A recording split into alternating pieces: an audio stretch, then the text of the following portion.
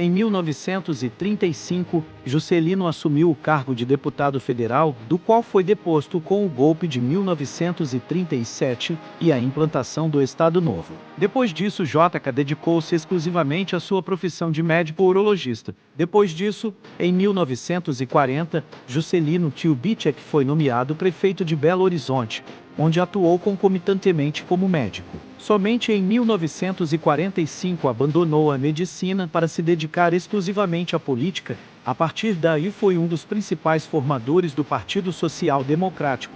Porém, JK foi afastado da prefeitura devido à deposição de Getúlio Vargas, assim como os demais prefeitos na época. Em 1946, Juscelino participou da Assembleia Constituinte e, portanto, continuou o mandato como deputado federal. Em 1948, realizou uma viagem aos Estados Unidos e Canadá que influenciou bastante a forma dele de conceber a administração pública. A partir desse momento, então passou a considerar a industrialização fundamental para o crescimento do Brasil. Essa viagem foi, provavelmente, fator decisivo para o nascimento do programa de metas que viria a seguir. Entre os anos de 1951 e 1954, Juscelino assumiu o governo do estado de Minas Gerais e investiu, sobretudo, nos setores de transporte e energia. Quando eleito presidente da República, dentre as principais proposições políticas do governo Juscelino Kubitschek esteve o Plano de Metas, também chamado de Programa de Metas. Esse plano consistia em um projeto de desenvolvimento nacional com 31 metas.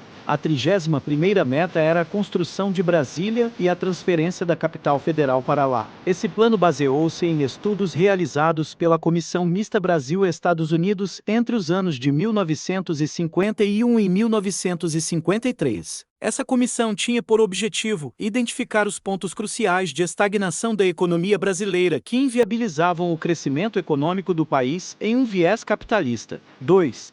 O Plano de Metas. A comissão de frente da campanha presidencial de Juscelino Kubitschek foi o plano de metas sob o ideal de 50 anos de progresso em 5 anos de realizações. O plano de metas pretendeu atuar em 5 setores da economia nacional e estabeleceu várias metas para cada um deles.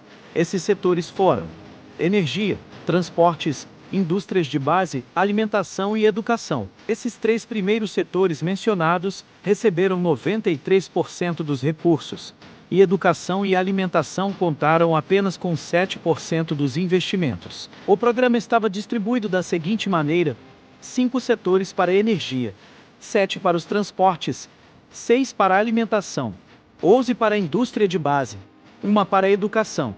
Síntese de todas.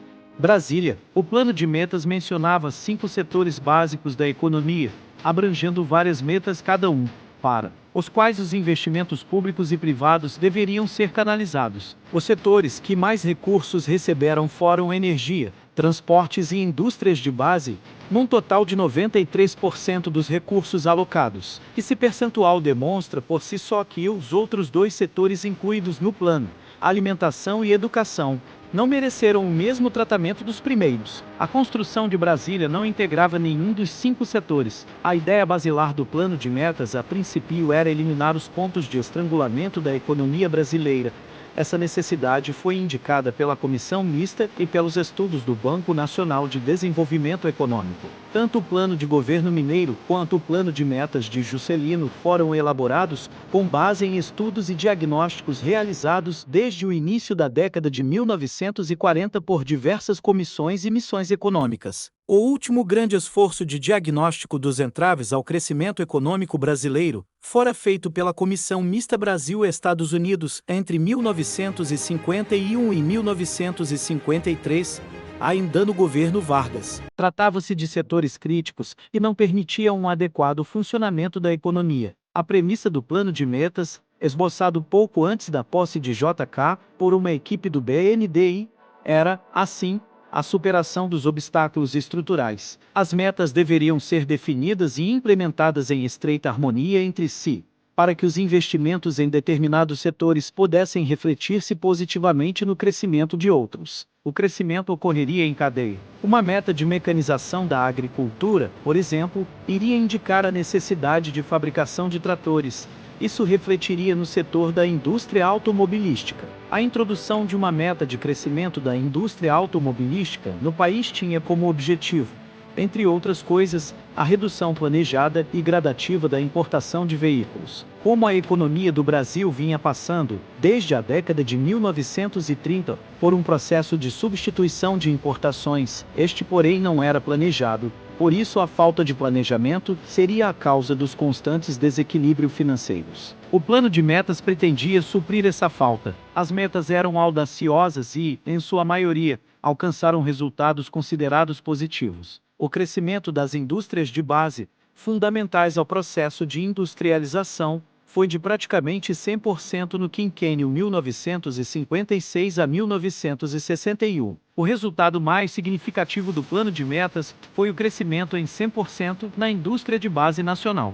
No entanto, com a utilização de capital estrangeiro para fomentar o plano de metas, gerou desequilíbrio monetário no país. 13 consequências do plano de metas. O grande empecilho para o desenvolvimento do plano de metas era a obtenção de recursos. Como o FMI, Fundo Monetário Internacional, recusou os empréstimos, pois via com clara desconfiança a política inflacionária que era prejudicial aos credores internacionais. Para a realização desse ambicioso plano econômico, Juscelino teria de lançar mão de emissões e empréstimos estrangeiros, com bancos americanos e europeus sem a garantia do FMI. Um dos recursos utilizados por JK, que era a emissão monetária, causou graves danos ao processo inflacionário brasileiro. Com o uso dos recursos estrangeiros, o governo abriu portas para a desnacionalização. As influências das empresas estrangeiras se tornaram ainda mais fortes e presentes no país, controlando grande parte da economia nacional, o que gerou muitas críticas por parte da oposição nacionalista. As multinacionais estrangeiras com o tempo agravaram a economia, tomando setores de lucro e ascensão,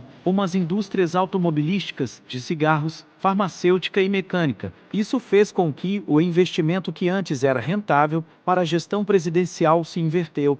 As empresas estrangeiras estavam dominando o mercado brasileiro, garantindo grandes lucros, muitas vezes mais altos que o que eles investiam no Brasil. Embora esses procedimentos fossem contra as leis do Brasil, as multinacionais burlavam, por representar um crescimento dependente da economia externa, já que além do grande endividamento, as empresas multinacionais dominavam o mercado do Brasil, apesar de apresentar uma elevada taxa no crescimento e de estruturar o setor industrial do país. O governo Didi acabou por levar o período do mandato de seu sucessor, Jânio Quadros, a graves desequilíbrios econômicos.